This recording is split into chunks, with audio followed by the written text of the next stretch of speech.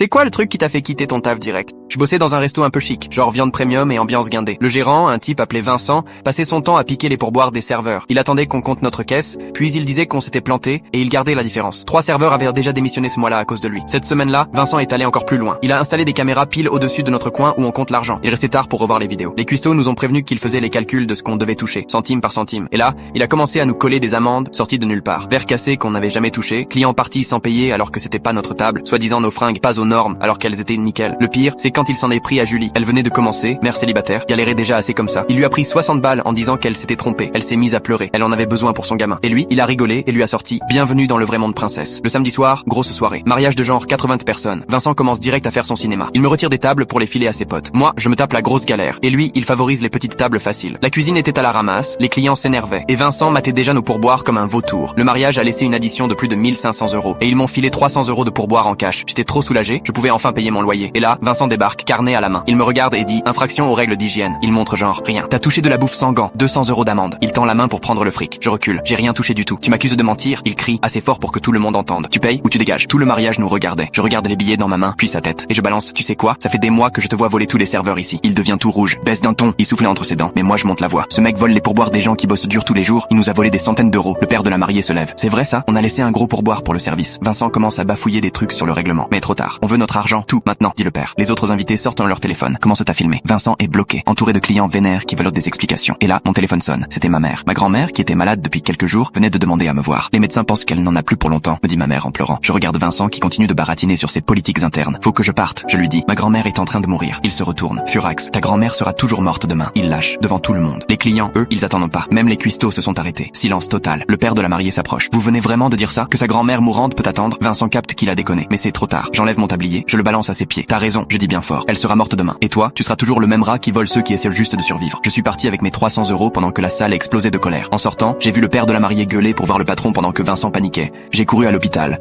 Je suis arrivé à temps. Ma grand-mère est partie en me tenant la main. 20 minutes plus tard, le patron a viré Vincent. Il m'a appelé, m'a supplié de revenir. En tant que responsable, j'ai dit non.